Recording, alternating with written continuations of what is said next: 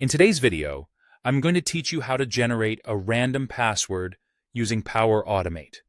If you've ever needed a secure password that meets specific requirements, you'll find this method incredibly useful.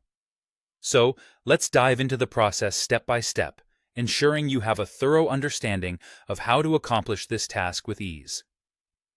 First, you'll want to open Power Automate Desktop. This is your starting point for creating automated workflows, sometimes referred to as flows. Once you have it open, your next task is to create a new flow.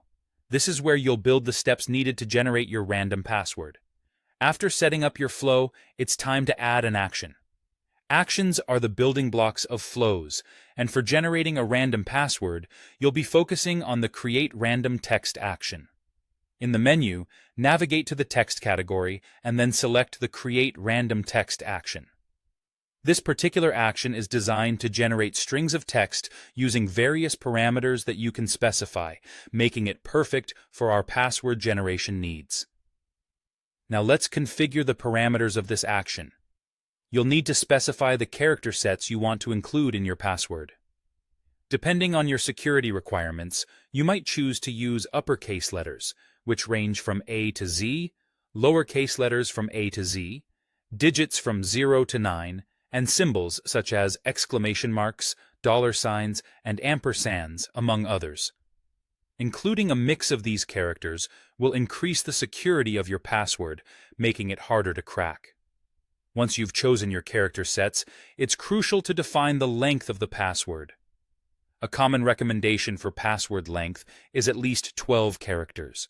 This length provides a good balance between security and usability, with enough complexity to deter unauthorized access.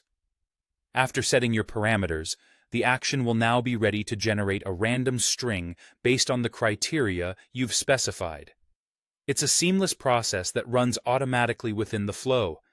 The generated text is stored in a variable that you can use in subsequent steps of your workflow. This means you can take the resulting password and integrate it into further actions, such as sending an email with the password information or saving it to a secure file location. And there you have it. You've just learned how to generate a random password using Power Automate. This approach not only saves time, but also ensures that your passwords meet the necessary security requirements. Thanks for watching, and I hope this has been helpful in simplifying the process of creating strong, random passwords. Don't forget to like and subscribe for more practical tech tutorials.